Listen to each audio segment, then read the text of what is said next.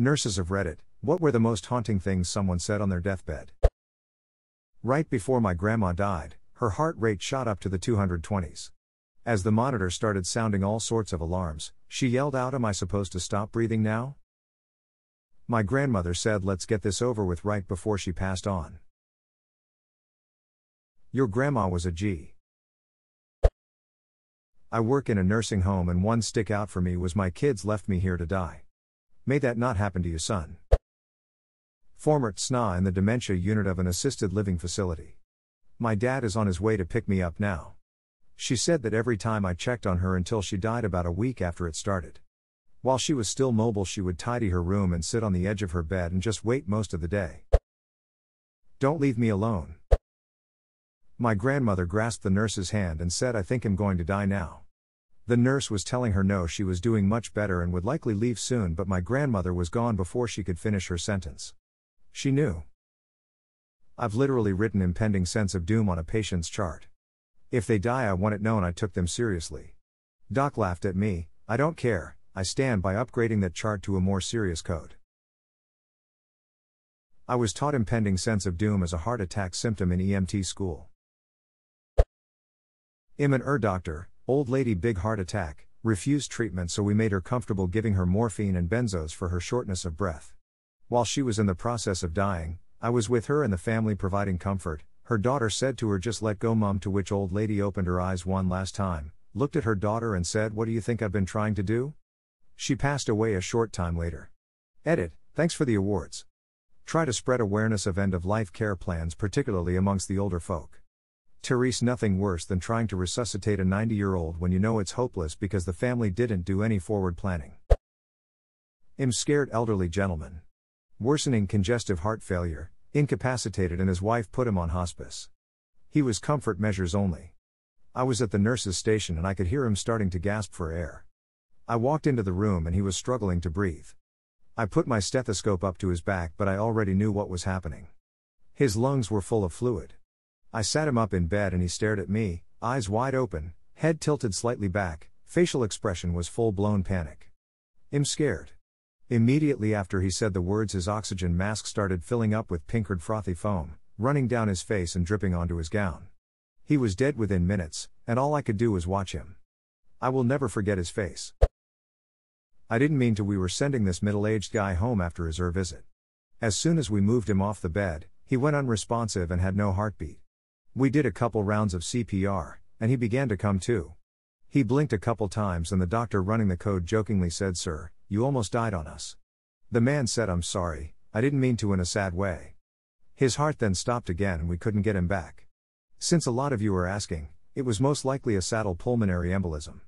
He was there for something pretty mild, but he threw a clot right when he was being transferred. If you want to look it up, he had classic cape cyanosis across his chest, which is indicative of a big P. Gosh, that's sad. Apparently when my father died of a completely unexpected heart attack, he just kept apologizing to my mother before he went unconscious. Hurts to think about people knowing they're dying and desperately not wanting to, but not getting a choice. How will I explain this mess? Pointing to his butt secondhand from a closer nurse. Lad comes in after a car accident. His work van had flipped and rolled.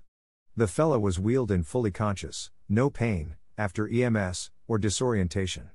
However, he was completely twisted in half from the midsection down. There was no way he would survive untwisting, but the blood vessels must have been cinched in such a way that he didn't bleed out. The doctors and nurses explained the situation to him and suggested his family come to say goodbye. He looked like he was lounging on the couch watching TV with a blanket over his lower half. Once the realization set in, he replied with, "How will I explain this mess?" When I started my job as a railroader, I got told a story of a guy getting caught in between two carriages while shunting a train. He was crushed in a way that all bleeding was stopped and he was perfectly stable. When the emergency services came, they gave him painkillers and kept him comfortable long enough for his family to come and say their goodbyes. Once his family had left, he thanked the emergency people and they asked him if he was ready. His last words were, "As ready as he'll ever be." My friend was crushed in between the car he had just been in and a tree from the waist down. They kept him alive so his mother could go and said goodbye. I can't even imagine how difficult that must be. In the moment and then the decades which follow it. I worked at a casino to pay for nursing school. One day an older man was crossing the rotunda at our front door when this young kid came flying around it and ran him over. It fused his skin to the exhaust and any other part that was hot. I remember lying there with this old man waiting for the emergency services, just chatting about his life, and he realized he wasn't going to leave from under this SUV. He didn't want to call his family as they hated him for his gambling addiction, as they assumed he gambled away all their inheritance, but in reality he never touched any of that. He mostly came to the casino for the social aspect. He would sit in the bar and chat with the bartenders, or he would talk with the attendants for the machines.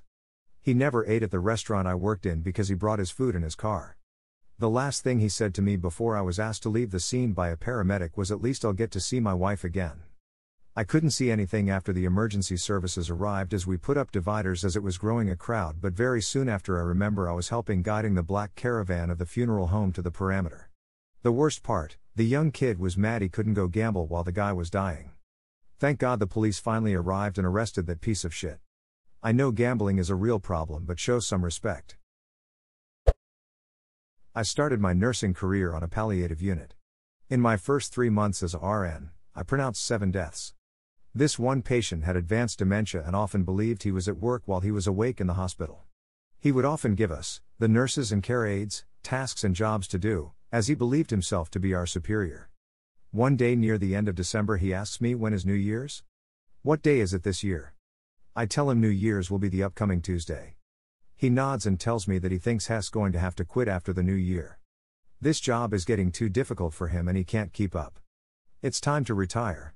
I tell him we appreciate all the hard work Hess done and will miss him terribly when Hess gone, that he was a great employee and we all loved working with him. That Tuesday, January 1st, he passed away peacefully in his sleep at 0200. I will never forget that conversation. Edit, some misspelled words. Many moons ago when I was a nursing student, a man in his 40s was lying on his deathbed from terminal cancer, his sobbing wife lying in bed next to him. He looked at his wife, using the last bit of energy he had to gently wipe away her tears and stroke her cheek. He took off his oxygen mask and said, "Don't worry, love, don't be afraid. It's just death," and passed shortly after. One of the short ones, but it hit so hard. I'm a nursing student in Canada, and on my palliative rotation I had a patient that was getting medically assisted dying the next day. He was an elderly cancer patient.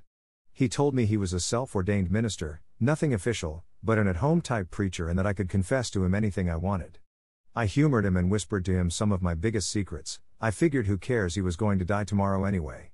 He told me it was all right, and I could tell he appreciated that I confided in him. He also told me his email address and said that while he would not be sending emails in return, he would be receiving them. He was a cool guy. I sat hospice with my best friend. She had breast cancer, and held it off for 8 years. At the very end, I was holding her hand for the last thing she said. "I don't want to die." She really didn't. Wish she was still here. This one gets to me the most. My mom passed almost a year ago after battling breast cancer for 7 years at the end, bone cancer for 1.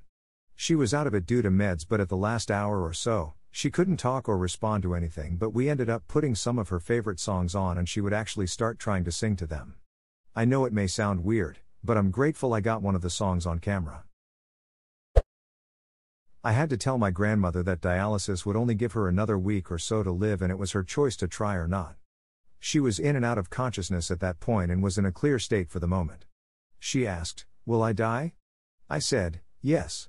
She looked me in the eye and smiled just a little and said, "Sometimes you gotta do what you don't want to do." She closed her eyes, squeezed my hand and slept until she passed a day later.